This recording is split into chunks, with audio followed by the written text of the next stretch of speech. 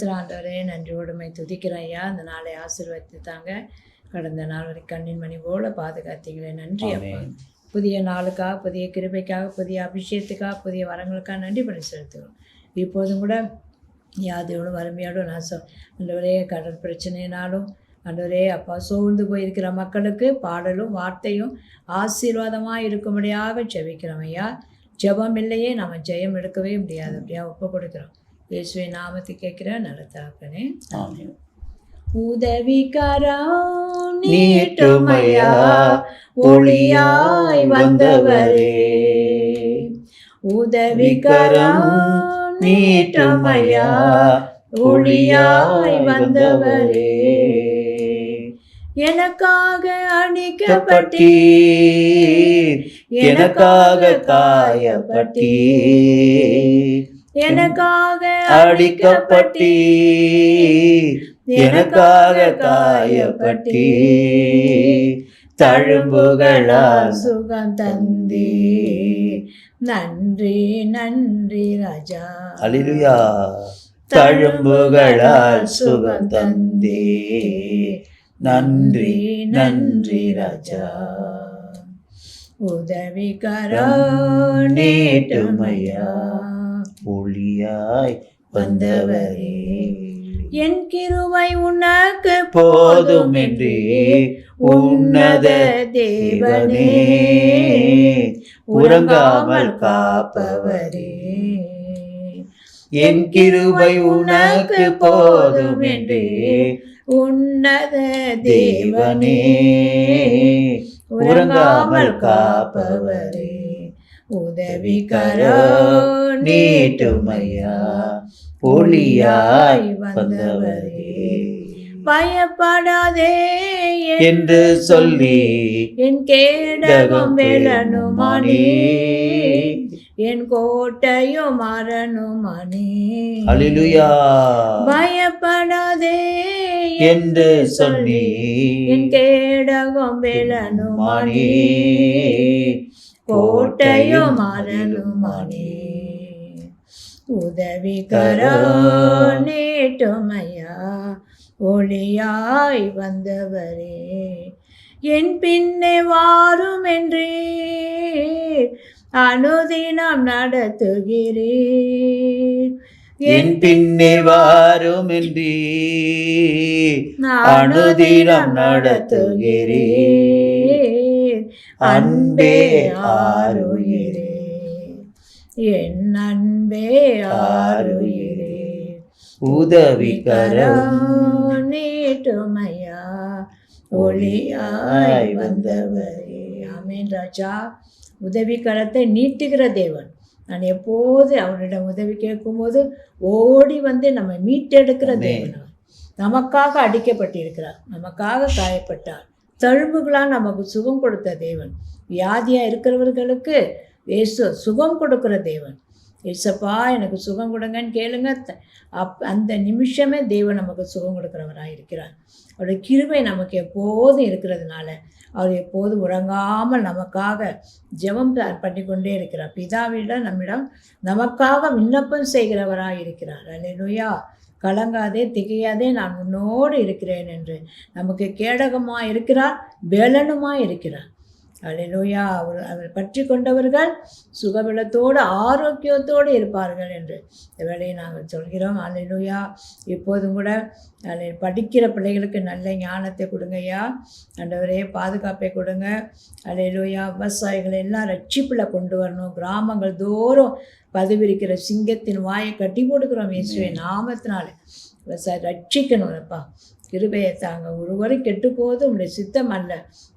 வீணானதை நாடி பொய்யை தேடி ஓடுகிற மக்களோட கண்கள் திறக்கப்படும்படியாக அந்த வேலையை நாங்கள் ஜெபிக்கிறோம். நாங்கள் நினைப்பதற்கும் கேட்பதற்கும் மேலாக செய்கிறவரே துதிக்கிறோம் ஐயா. இந்த வார்த்தை பிள்ளைகளுக்கு ஆசீர்வாதமாக இருக்கட்டும். இயேசு நாமத்தை கேட்கிறேன் நல்ல தகப்பனே. ஆமென். ஆமென். அல்லேலூயா. நம்ம சங்கீத புத்தகத்தில் ஒரு வசனத்தை எடுத்து தியானிக்கலாம். அல்லேலூயா. சங்கீத புத்தகத்தில் கர்த்தருக்கு ஸ்தோத்திரம். 10வது அதிகாரத்தை நாம் எடுத்துக்கொள்ளும். கர்த்தாவே, இங்கே சங்கீதக்காரர் சொல்கிறான் பாருங்க, கர்த்தாவே ஏன் தூரத்தில் நிற்கிறீர்? ஆமென். சங்கீதக்காரர் கேட்டார், கர்த்தாவே ஏன் தூரத்தில் நிற்கிறீர்? ஆபத்து நேருகிற சமயங்களில் நீர் ஏன் மறைந்திருக்கிறீர்? ஆமென். அதாவது அவர் தூரத்தில் நின்னாலும் நமக்கு ஆபத்தான், அல்லையா? அவர் மறைந்திருந்தாலும் நமக்கு ஆபத்தான். ஆமென். கர்த்தருக்கு ஸ்தோத்திரம். அவருடைய பிரசன்னத்தில் நாம் இருக்கணும். ஷக்கினா மகிமை நம்மளை சுற்றிலும் இருக்கணும். அல்லையா? பரிமள தைலமா இருக்கணும், வாசன திரவியமா இருக்கணும். ஆமென். கர்த்தாவே ஏன் தூரத்தில் நிற்கிறீர்? ஆபத்து நேரிட சமயத்தில் நீர் ஏன் மறைந்திருக்கிறீர் என்று கொள்ளும். அல்லையா? அதாவது ஷக்கினா மகிமை நம்ம கூட இருக்குதுமே, ஆனால் நம்ம எதுக்குமே என்ன செய்ய தேவையில்லை, பிரசன்னம். நல்ல அந்நிய பாஷை பேசணும், அபிஷேகத்தில் நிரம்பணும், ஆவியில் அனலாக இருக்கணும். ஆவியில் அனலாக இருக்கணும்.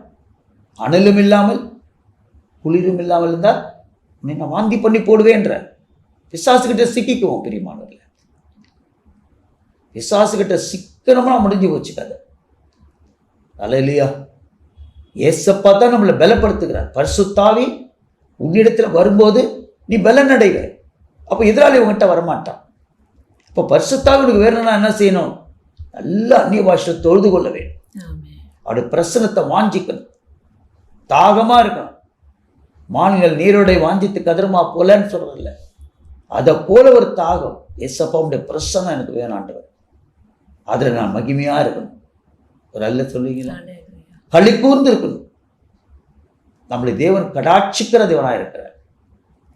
கர்த்தருக்கு ஸ்தோத்திரம். ஏன்னு கேட்டிங்கன்னா, நீங்கள் வசனத்தில் 2லேருந்து நீங்கள் 11 உள்ள வசனத்தை நீங்கள் வாசிச்சிங்கன்னா, பிசாசுகிட்ட நாம் சிக்கலாம், எப்படிப்பட்ட சூழ்நிலை தள்ளப்படுவோம், அவனுடைய குணாதிசயங்கள் என்னன்றதை விலைக்கு சொல்லுவாருங்க.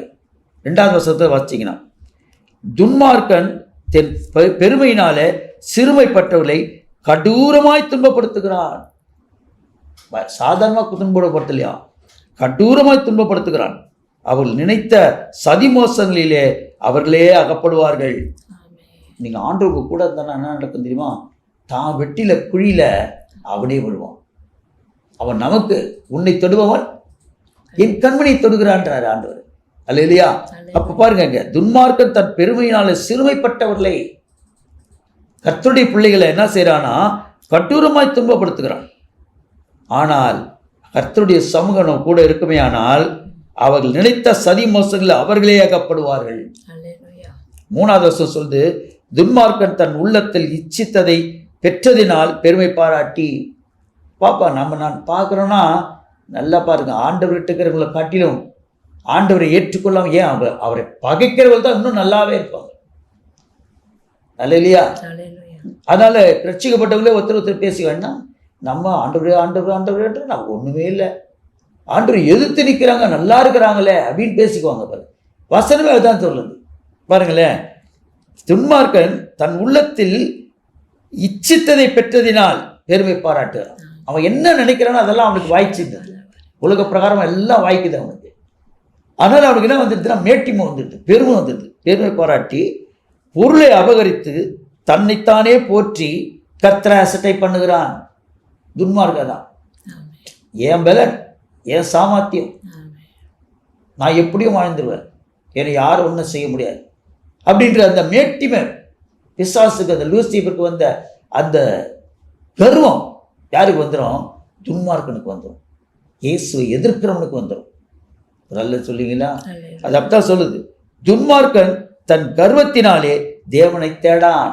கர்வம், ஆடா ஏசப்பதான் வாழ முடியாதா? தேட மாட்டான். அல்லையா? அவன் நினைவுகள் எல்லாம் தேவன் இல்லை என்பதே. தேவன் இல்லைன்னு சொல்ல முடியுமாங்க? ஏசப்பா உயிரோடு இருக்கிறார். மரித்தேன், ஆனாலும் சதாகாலம் உயிரோடு கூட இருக்கிறேன், நம்ம கூடவே இருக்கிறார். அவர் இருக்கிறதுனால தான் இன்னைக்கு நாம பிழைத்திருக்கிறோம். அந்த விசுவாசத்தை நம்மளை காப்பாற்றினார். அல்லேலூயா. ஆனா துன்மார்க்கன் என்ன செய்யறான்? தேவன் இல்லை என்று சொல்லுகிறான். வசனம், இன்னொரு வசனம் கூட இருக்குது. அல்லேலூயா. சங்கீத புத்தகத்தில் 14வது வசனத்தில் பத்தி என்ன சொல்லுவாரு? தேவன் இல்லை என்று சொல்லுகிறவன் மதிக்கேடுன்றார். இல்லைன்னு சொல்லாத, உயிரோடு இருக்கிறார். அல்லேலூயா. அப்போ அவனுக்கு அது தேடுறது என்ன வரல? ஏன்னா துன்மார்க்கன். அவன் வழிகள் எப்பொழுதும் கேடுள்ளவைகள். எல்லாம் கேடானது தான் அவன் சிந்தையிலே இருக்கும். கேடுள்ளவைகள். உம்முடைய நியாய தீர்ப்புகள் அவன் பார்வைக்கு எட்டாமல் மிகவும் உயரமா இருக்கிறது.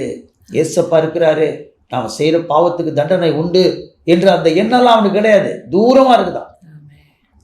இளையகுமார் என்ன பண்ணான்? தன் அப்பா கிட்ட இருந்து எல்லா சொத்தையும் பிரிச்சு எடுத்து என்ன பண்ணான்? தூரம் போயிட்டான். கர்த்தர் ஏசப்பாவிட்ட ஒன்னா செய்யறான், தூரம் இருக்கிறான், கிட்ட இல்லை. ஆனா நாமெல்லாம் எப்படி இருக்கிறோம்? சமீபமா. யோவான் மார்பிலே சாய்ந்து கொண்டிருந்தானே, அல்லேலூயா. நமக்குள்ளவே அவர் வாசம் பண்ணுகிறார். அப்போ நம்ம எவ்வளவு கிருபை பெற்றவர்களா இருப்போம், எவ்வளவு பாக்கியம் பெற்றவர்களா இருப்போம். கர்த்தருக்கு ஸ்தோத்திரம். யோசிச்சு பார்க்கணும். கிறிஸ்துவல் பாக்கியம் பெற்ற ஜனங்கள், கர்த்தரை தெய்வமாய் கொண்ட ஜனம் பாக்கியம் பெற்ற ஜனம். இங்க பாருங்க, 8வது தன் எதிராளிகள் எல்லார் மேலும் என்ன செய்யறான்? சீறுகிறான். எதிராளி யாரு?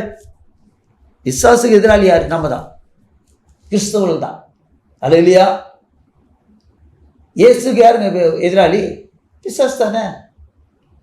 அல்லேலூயா. இயேசு சிலுவையில் அடைஞ்சது யாரு? அவருடைய குலத்தை சேர்ந்த யூதர்களை தான் அவர் அடைஞ்சாங்க. ஏன்னா அவங்களுக்குள்ள என்ன இருந்துச்சு? சாத்தாரணம். அல்லேலூயா. பரபாச விடுதலை ஆக்கிடுன்றான், குற்றவாளி விட்டுருன்றான், கொலைக்காரனை விட்டுருன்றான். ஆனா இயேசு சிலுவையில் ஆராயிடுறான். ஒரு நிரபராதி சிலுவையில் ஆராயிடுறார்.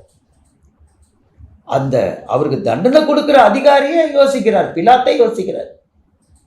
இவர்கிட்ட ஒரு குற்றமும் இல்லையே, எப்படி தண்டனை கொடுக்கறதுன்னு. ஆனா சாத்தான் என்ன பண்ணுது? அவரை சிலுவையில் அறைந்து, அவர் அழியுது, அவரை இல்லாம பண்ணணும்னு பாக்குது. ஆனா முடியல, இது நாள் வரைக்கும் முடியல.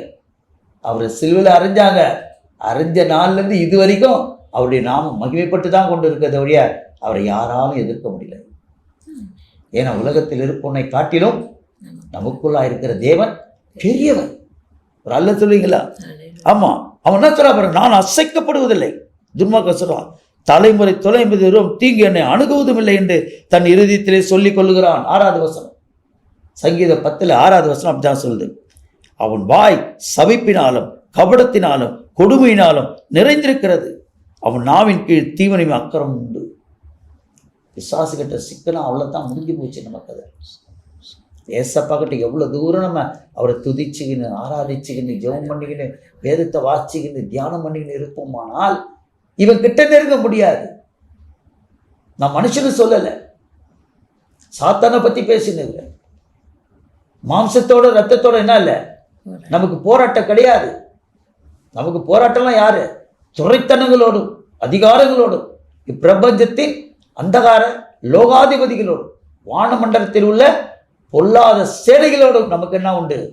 போராட்டம் உண்டு. உலகத்தில் இருக்கிறான். ஃப்ளைட்ல போற கூட என்ன செய்யணும்? ஜெபம் பண்ணிட்டு தான் போகணும். அது யாரா இருந்தாலும் சரி, ஏசப்பா என் கூட வாங்க. ஏன்னா வானமண்டலத்தில் பொல்லாத ஆவியின் சேனைகள் தான், பொல்லாத ஆவிகள் இருக்குதான் மேல. ஆவிங்க காத்து. அல்லேலூயா, அல்லேலூயா. அசுத்தாவி எப்படி இருக்குது? அதே பரிசுத்தாவி இருக்கிறாரு. அசுத்தாவி விரட்டினா ஒரே ஆவி பரிசுத்த ஆவியானவர் தான் முடியும். இயேசுடைய நாமம் தான் நம்ம அதை விரட்ட முடியும். என் நாமத்தில் பிசாசுகளை திறத்துவாயின்னு சொல்றாரு. அப்போ ஃப்ளைட்ல போறவங்க கூட என்ன செய்யணும்? ஜெபம் பண்ணிட்டு போகணும். ஏசப்பா நாங்கள் ஃப்ளைட்ல போறோம், அந்த வானமண்டலத்தில் பொல்லாத ஆவின் சரிகளை பரிசுத்த ஆவியின் ஒத்தாசு நசரேயனாகிய இயேசு கிறிஸ்து நாமத்தில் கட்டி பாதாளத்தில் தள்ளுகிறேன்னு சொல்லிட்டு போனீங்கன்னா அது ரிப்பரான ஃப்ளைட்டு கூட என்ன ஆகும்? கரெக்டாக வந்து லேண்ட் ஆகும். இல்லையா? கொண்டு போய் சேர்க்கிற இடத்துல பத்திரமா நம்மளை கொண்டு போய் சேர்ப்பார் ஏசப்பா. அவர் கடலின் மேல் நடக்கிற தேவன். கர்த்தருக்கு ஸ்தோத்திரம். அவருடைய இருப்பிடமே 3வது வானம். இங்க கிரகங்கள்லாம் எங்க இருக்குது? 2வது வானத்தில் தான் இருக்குது. கர்த்தருக்கு ஸ்தோத்திரம். அல்லேலூயா. சுனிதா வில்லியம்ஸ் கூட எங்க போயிட்டு வந்தாங்க? 2வது வானத்தில் தான் போயிட்டு வந்தாங்க. நம்ம ஏசப்பா இருக்கிற இடம் எது தெரியுங்களா? 3வது வானம். அல்லேலூயா. நம்மளை அப்படி பாதுகாப்பார். அவரால் கூடாத காரியம் ஒன்றுமில்லை. அல்லேலூயா. கிராமங்களில் ஒளிப்படங்களை பதிவிருந்து மறைவிடங்களை குற்றமுற்றவனை கொள்ளுகிறான். திக்கற்றவனை பிடிக்க அவன் கண்கள் நோக்கி கொண்டிருக்கிறது. யாரை பிடிக்கலாம், யாரை அழிக்கலாம், அந்த எண்ணத்தோடு அவன் என்ன செய்யறான்? கிராமங்கள் தோறும் சுற்றுறானான். தொடர் பாருங்க, கிராமங்கள் தோறும் கிராமங்களில் ஒளிப்படங்களை பதிவிருந்து மறைவிடங்களிலே குற்றமற்றவனை கொள்ளுகிறான். திக்கற்றவர்களை பிடிக்க அவன் கண்கள் நோக்கி கொண்டிருக்கிறது. தன் கெபியில் இருக்கிற சிங்கத்தை போல மறைவிலே பதிவிருக்கிறான். ஏழை பிடிக்க பதிவிருந்து ஏழை தன் வலைக்குள் இழுத்து பிடித்துக் கொள்ளுகிறான். அது வசனம் சொல்ற, திக்கற்றவர்கள் தன் பலவான் கையில் விழும்படி அவன் பதுங்கி கிடக்கிறான். தேவன் அதை மறந்தார். அவருக்கு ஒன்றும் தெரியாது, அவர் ஒன்றும் அதெல்லாம் கவனிக்கிறதே இல்லை அப்படின்னு அவன் நினைக்கிறான் துன்மார்க்கன். அல்லேலூயா. தேவன் அதை மறந்தார் என்றும் அவர் தம்முடைய முகத்தை மறைத்து ஒரு காலம் அதை காண மாட்டார் என்றும் தன் இருதயத்தில், ஏன்னா அவன் தேவன் இல்லை என்று சொல்லுகிறவனா இருக்கிறான். அல்லேலூயா. நீங்க 13வது வசனத்து 12 வாசிச்சீங்கன்னா, கர்த்தாவை எழுந்தருளும், தேவனே உமது கையை உயர்த்தும், ஏழைகளை மறவாதையும், துன்மார்க்கன் தேவனை அசட்டி பண்ணி நீ கேட்டு விசாரிப்பதில்லை என்று தன் இருதயத்தில் சொல்லிக் கொள்வானே.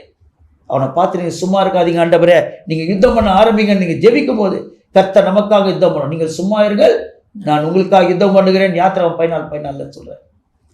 அல்லேலூயா. நமக்காக யுத்தம் பண்ணுறதுக்கு ஒரு பரிகாரி இருக்கிறார் பிரியமானே. அல்லேலூயா. துன்மார்க்கன் பொல்லாதவனுமா இருக்கிற புயத்தை முறித்து விடும், அவருடைய ஆகாமியம் காணா மட்டும் அவனை தேடி விசாரியும். கர்த்தர் சதாகாலங்கள் ராஜா அரசாளுகிறார், புறஜாதிகள் அவருடைய தேசத்தில் அழிந்து போவார்கள். அல்லேலூயா. கர்த்தரை அறியாதவங்களான செய்வாங்க, கர்த்தர் முன்பாக நிற்கவே முடியாது. தேவம் பண்ணுவோமா? அன்பான தேவனே ஸ்தோத்திரப்பா. கர்த்தர் சதாகாலம் ராஜாவா இருக்கிறார், புறஜாதியார் அவருடைய தேசத்தில் இருந்து அழிந்து போவார்கள் என்று சொல்லப்பட்டிருக்கிறது. உம்மை நேசிக்காத பிள்ளைகள் ஆண்டவரை இன்றே உம்மை இரட்சகராய் ஏற்றுக்கொள்ளட்டும். உங்களுடைய ஆசீர்வாதத்தின் நிறைவை பரிபூர்ணமாக பெற்றுக்கொள்ளட்டும். ஒரு பாதுகாப்பை பெற்றுக்கொள்ளட்டும். துன்மார்க்க நிலத்திலிருந்து விடுதலையாக்கப்படட்டும். அலை கட்டுகள் அறுக்கப்படட்டும். சிறையிருப்பெல்லாம் மாற்றப்படட்டும். உம்மை துதிக்க ஆராதிக்க அல்லேலூயா முற்படட்டும். ஆண்டவர் உண்மையோடு ஆவியோடு உண்மையோடு உம்மை தொழுது கொள்ளட்டும். பரிசுத்த ஆவியின் ஒத்தாசையுடன் நஸ்ரேனாகிய இயேசு கிறிஸ்து நாமத்தினாலே கேட்கிறேன் ஜீவனுள்ள நல்ல பிதாவே. ஆமென். ஆமென்.